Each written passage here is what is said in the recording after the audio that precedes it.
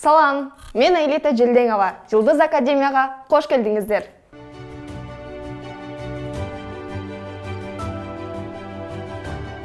JavaScript деген эмне?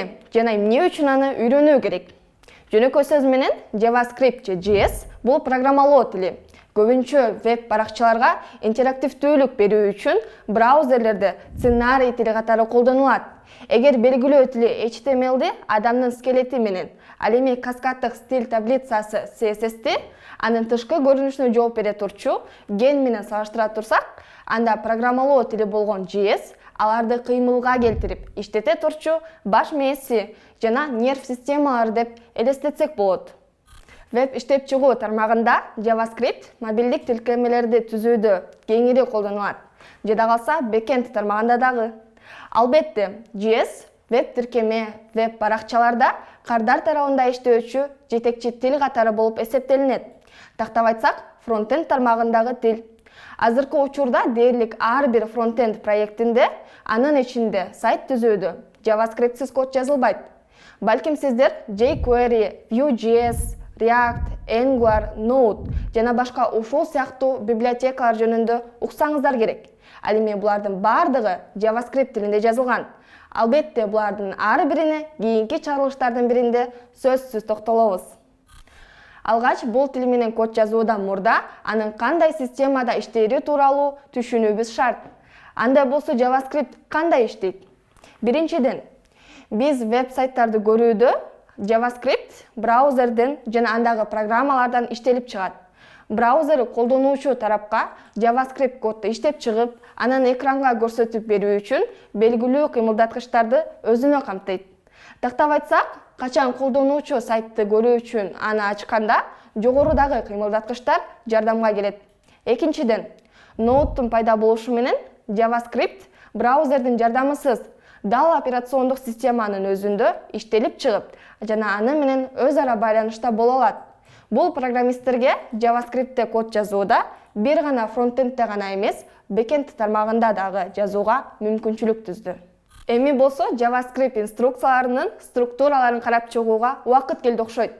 JavaScript инструкциялары маани берүүчү параметр, оператор, туюнтмалар, ачкыч сөздөр жана комментарийлерди өзүнө камтыйт.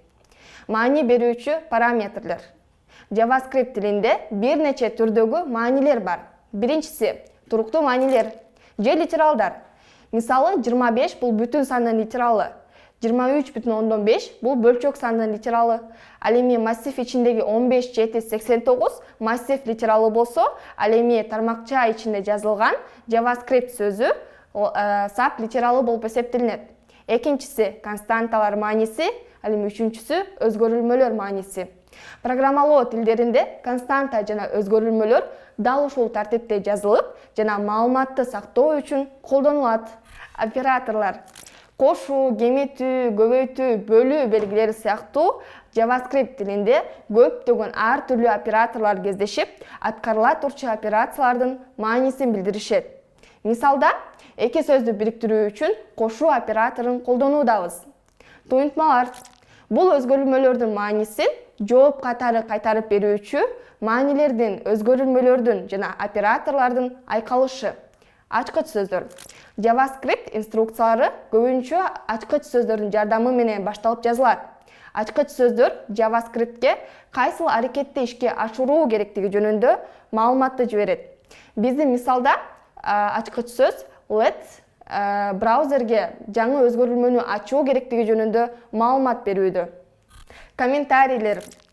Мүмкүн сиз жанатан бери экрандагы боз өңдөгү жазылган тексттер эмне экен деп ойлонуп жаткандырсыз. Ал эми булар комментарийлер деп аталат. JavaScript'теги инструкциялардын бардыгы эле аткарыла турчу инструкция болуп эсептелинбейт. Бул эки белги JavaScript тилинде колдонула турчу комментарийлер. Биринчиси бир саптагы коддор үчүн арналса, ал эми экинчиси бир нече саптан турган коддор үчүн колдонулат. Бул эки конструкциялар комментарийлер жана булардын ичине жазылган коддор иштелип чыкпайт. Программист аларды код жазууда кандайдыр бир маалыматты унутуп калбоо үчүн же белгили коюу максатында жеке өзү үчүн колдонот. Биз структураларын жалпылоо катары үстүртөн гана карап өттүк. Ал эми кененирээк үйрөнүп же түшүнүү үчүн биздин курска жазылууну сунуштайм. JavaScript 1995-жылы Netscape компаниясы тарабынан ачылган. Биринчи аталышы LiveScript деп аталып, кийинчерээк Java тилинин популярдуу толкунуна байланыштуу JavaScript деп өзгөртүлгөн.